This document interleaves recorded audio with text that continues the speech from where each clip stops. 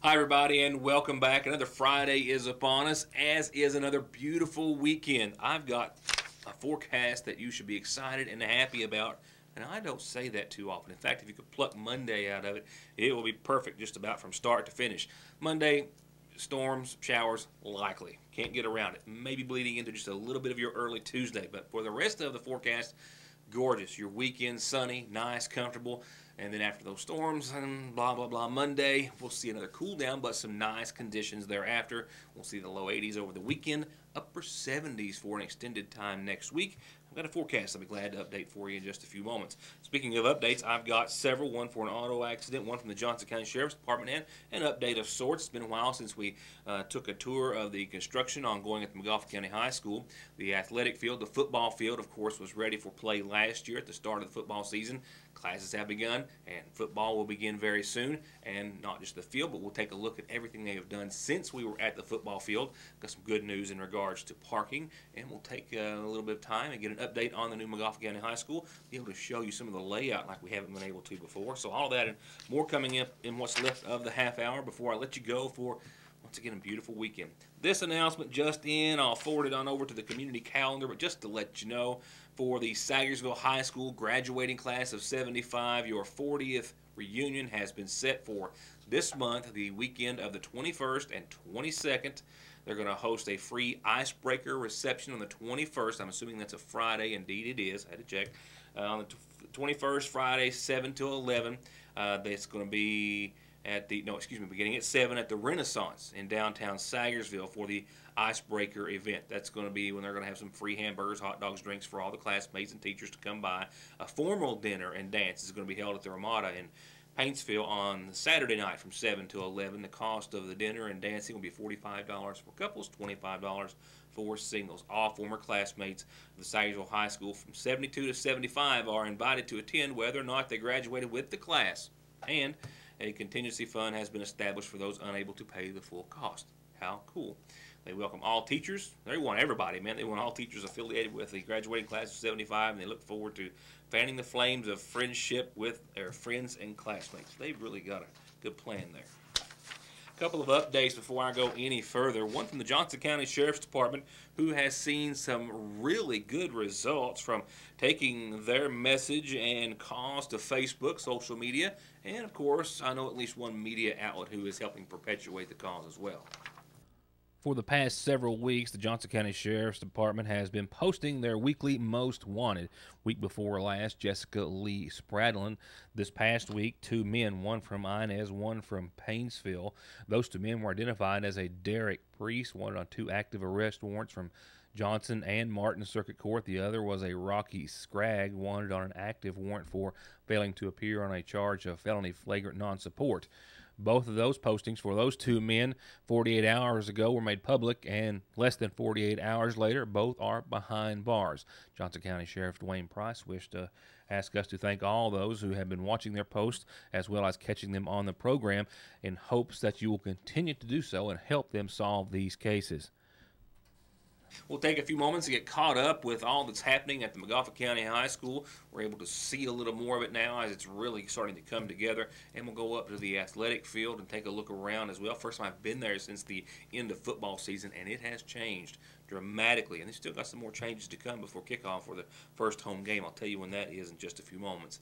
While it's not local headlines, we would be remiss, however, if we didn't mention the passing of a Kentucky State Police trooper. They go off duty hoping to return home to their families safe and sound, but it is another family they're leaving to do so. While it may be their second family, it is a family that is 1,000 uniformed men and women strong. The Kentucky State Police began decades ago. Kentucky was the 38th state to enact the State Police Act in February of 1948.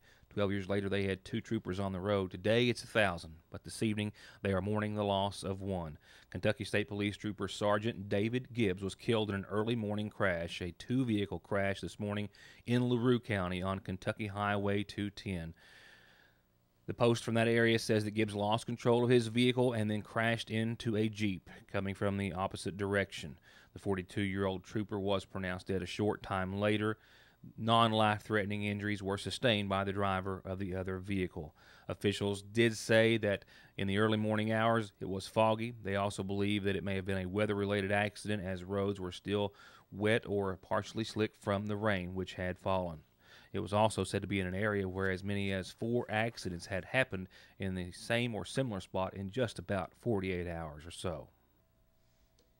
To get high-speed internet on their state-of-the-art fiber optic network for all of your home and business solutions, or to watch TV without a contract on over 200 digital channels with superb quality, or stay connected with family and friends with 24/7 telephone service you can always depend on, contact Foothills Broadband today. Or just click on their link to the right to find out how they're working to provide the latest in communications at affordable prices with exceptional service at Foothills Broadband.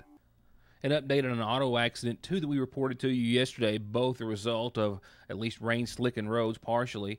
And we have an update and also a name correction. Maudie Tackett was the female involved in this single vehicle crash. It happened on roads that had seen rain for the first time in a few days. She did not have to have medical treatment at the scene, but we have since learned that after leaving the scene, she was taken to an area hospital, and after that was airlifted, I am told, to a hospital in Huntington for back injuries, where she is recovering this evening. She was the only occupant of the vehicle. She lost control negotiating a curve, as I reported yesterday, after rains had fallen on roads that had some oil built up and had been the result of several auto accidents in the area, 2 in Magoffin County nearly simultaneously, this being one of them. Once again, Maudie Tackett is said to be recovering in a Huntington hospital. I've got birthdays, several to start off tonight's Magoffin Farm Bureau-sponsored community calendar, and this one is a day early because Joe Carroll's 80th birthday, looking mighty good for 80, Joe, is not until tomorrow. From a whole lot of family and friends, and we here at the newsroom as well, Joe, happy birthday to you. Happy 80th, Joe Carroll, tomorrow, Saturday, August the 8th. Somebody else celebrating tomorrow, Escanova Jackson. From all your brothers and sisters at the Keith Memorial Tabernacle Church, they want to say happy birthday to their pastor, Brother Escanova Jackson. He's celebrating tomorrow. We're going to join on that one too. Escanova, happy birthday to you. And I'm not anywhere close to being done yet for birthdays. You know how we like birthdays, right? Well, I've got a few more. This one says, happy birthday to Shirley Owens. This birthday is for today from a whole lot of family and a whole lot of friends with a whole lot of love. Shirley, happy birthday to you. And I also have happy birthday wishes going out to Connie Reed Miller today from a whole lot of your family and friends as well. Happy birthday, guys and gals. Happy birthday, one and all. Revival services are ongoing at a couple of different locations next week here in Magoffin County. The Living Water Pentecostal Church, which is next to the Water Department on Parkway Drive. They have revival starting Monday, 7 p.m. nightly. Brother Richard Rife is preaching, and Pastor Bill Shepherd and everyone in the congregation welcome you all. And revival at the Mount Sinai Church of God with Brother Glenn Hughes. It is Monday through Saturday of next week, 7 p.m. nightly. Pastor Herman Roberts welcomes all. Once again, that starts Monday night at 7, continues through Saturday night of next week, 7 p.m. nightly. I'll remind you one more time next week, but you can make it to Mondays without any excuses. The Mount Sinai Church of God. A reminder, the 3rd annual bass tournament hosted by this is the summer tournament hosted by the Elk Creek Free Will Baptist Church, comes up on the 15th day of August on Cave Run at the Alfrey Boat Ramp, 6 p.m. to 2 a.m. You can enter on that date at the boat ramp or call the numbers on the bottom of your screen. First place pays $1,000, second place pays half of that, and big cash prizes throughout the evening and for other finishers. So keep that in mind. The 3rd annual tournament is Saturday the 15th, hosted by the Elk Creek Free Will Baptist Church. And this is how you get announcements on the calendar. Birthdays, anniversaries, organizationals, church, whatever. We'll tell everyone about it for free. And you can always catch Your News Today on yournewstoday.com in case you missed it the first time on Howard's Cable or Foothills Channel 40. And lastly, for announcements this evening, services to be held tomorrow beginning at 1 at the Magoffin County Funeral Home in honor of 83-year-old Geraldine Arnett Adams of Sagersville, who passed away on Wednesday of this week. She was preceded in death by her husband Marvin Ray. She's survived by son Wesley Adams and daughter Angela Patrick. Visitation continues this evening and then up until services when they start tomorrow at 1, all of which from the Magoffin County Funeral Home, and burial will take place tomorrow following services at the Bluegrass Cemetery here in Sagersville.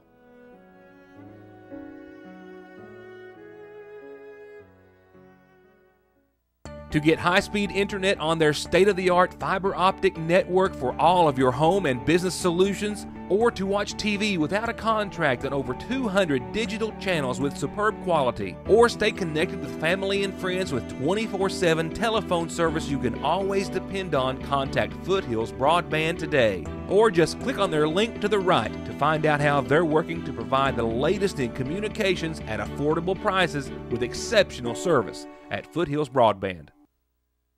I have not been back to the Montgomery County High School football field since the end of football season. Of course, the first season on the new turf and at the new complex, and a lot has changed. And we've got some good news of some changes still to come between now and kickoff for the first home game this month. As for the actual football field and surface itself, of course, it is unchanged from last year as it was ready before the kickoff of the first home game. However, the surroundings have, with still some more change to be made before the first home game this season, which is a few weeks away. It's my understanding the first game for the Hornets will be on the road on the 21st. The first home game will be the following week on the 28th. Stanley Holbrook, superintendent of Montgomery County Schools, took me on a little tour today, showed us the track, the surface, and then gave us some information about some more blacktop coming, and something that most everyone who went to a ball game last year will be glad to hear, some additional parking. We have about 16 architects on these sites, on the high school site here, and they've got the track finished, as you can tell in the background here. And it's a state-of-the-art track. I mean, it's got photo finishes and timers, and it's going to be real nice. It's capable of hosting a state meet, and which is way ahead of some of the competitions.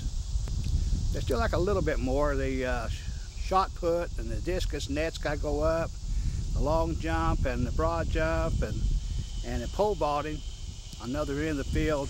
That's just a little bit more.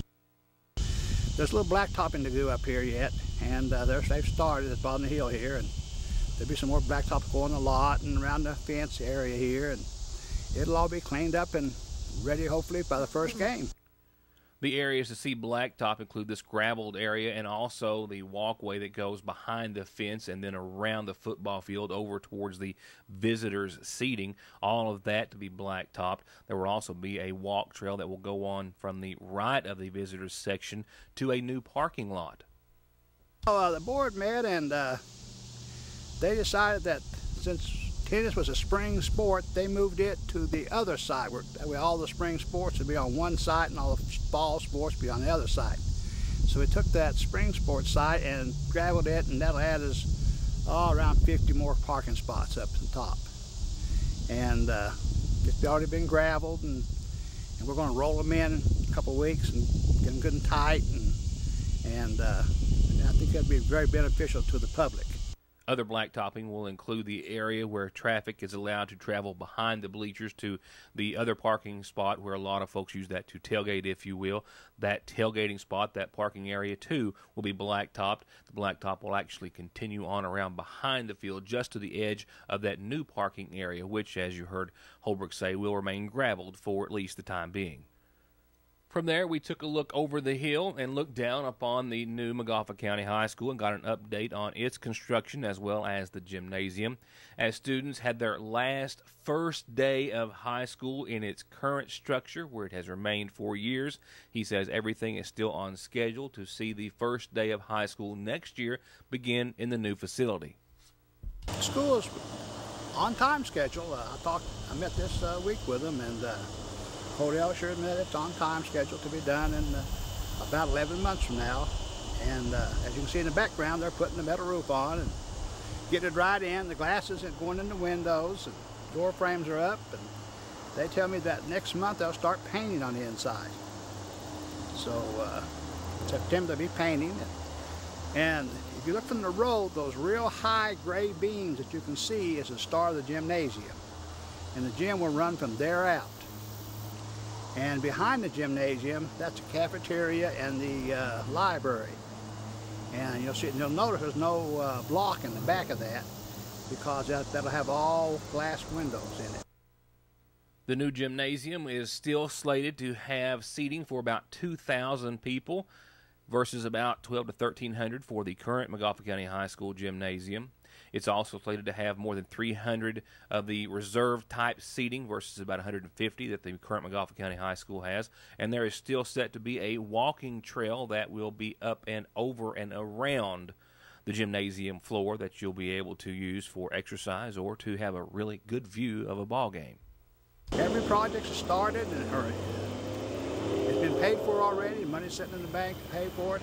The only thing we haven't started yet that we're looking at is a bathroom and concession stand between the baseball and softball fields.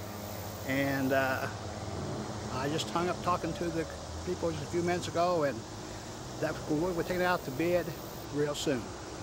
And we'll try to build a restroom and concession stand and press box for the baseball and softball team. He tells me they're going to use a large portion of this bank behind the school for amphitheater or outdoor type seating, maybe an outdoor classroom or for use for other activities, a similar area out front as well, and that the roof, he says, is more than just aesthetically pleasing and more structurally sound than a flat roof, but also has great function as well. This school doesn't have a flat roof. One of the only ones in the county, and not very many around does. And it's got attic space, and in the attic space is an air conditioner and heater for every room. And then you have a big unit outside that does most of the heating and cooling, and then the little individual ones makes it more comfortable for whoever's in there. I've got staff looking at computers and smart boards for the classrooms and all the furniture. And for that furniture right now, the board is leaning more toward a 21st century look and function instead of standard or traditional desks and chairs.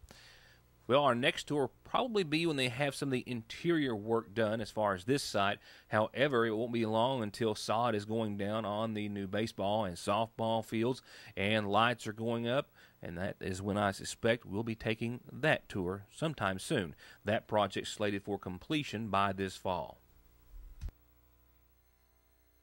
To get high-speed internet on their state-of-the-art fiber optic network for all of your home and business solutions, or to watch TV without a contract on over 200 digital channels with superb quality, or stay connected with family and friends with 24/7 telephone service you can always depend on, contact Foothills Broadband today. Or just click on their link to the right to find out how they're working to provide the latest in communications at affordable prices with exceptional service at Foothills Broadband. And finally, my last order of business tonight is absolutely delightful. It comes to you via your Licking Valley RECC forecast. I topped out at 80. The sun came out and made a big difference after the fog and the clouds parted ways. And I picked up 88 degrees here today. We are going to see a beautiful evening tonight after dropping back down to about 64. Partly cloudy skies. Now, fog start to finish from here on out for the next few days. That's going to sum up that part of the forecast. What it doesn't say about it is just how gorgeous indeed it's going to be. So a little fog to start your Saturday. 84 we'll see tomorrow. Mostly sunny skies, a low of 65. I mean, you couldn't ask for much better of a condition or conditions for Saturday or for Sunday or for a little farther down the road. I'll get there in a second. So fog to start, fog to finish. Mostly sunny, only a few clouds late in the middle, and a whole lot of beautiful weather. Sunday, more of the same. We'll start off with some fog. We'll actually maybe not end with so much fog Sunday night, but that's because there's something else coming. Don't get too excited. 85, mostly sunny, gorgeous. That 30% chance of showers and storms, I had to put it in there because it's in the forecast, but really I think it will probably hold off until maybe even after 2 a.m. or something Monday. So technically I could have forwarded it on over to Monday and been right, but you know. Nevertheless, Monday is the day of change. A cold front comes and it gives us showers and storms likely mainly after 11 that morning throughout much of the day and afternoon and maybe into the evening hours as well. The good news is that Monday is the only day like that, and by Tuesday we'll recover. Even though we'll have a 30% chance of showers and thunderstorms, I'm only putting that in there. I don't even put it in there. I left it out. I knew I was thinking right up until like 9 a.m. or something. So for the most part, Tuesday will rebound and recover, and temperatures after that cold front will be a little bit lower, low 80s, very low 80s, mostly sunny, partly cloudy late. Taking into midweek next week, and I know it's a long way away. All you're thinking about is the weekend and what I just told you about the weather. But look what happens. That cold front still continues to put temperatures down into the upper 70s, but still sunny and clear and gorgeous. Upper 50s for nighttime lows. Jacket weather will be here, and it doesn't stop there. We'll even fall another degree or two for daytime highs on Thursday, maybe 76, 77 degrees, and upper 50s again. Now, that's still far away, and it might change, but right now that's where we are. We're also looking to recover Friday, maybe even have some more beautiful weather thereafter. Honestly, seems as though I just said this yesterday, maybe the day before. But another week has come and gone. Thank you so much for being a part of it. We couldn't do it without you. We hope you have a wonderful, safe, and beautiful weekend. Of course, weather-wise, it's going to be nice. And most importantly, we hope that you'll join us back here next Monday for more of Your News Today. Thank you for watching and being a part of our program.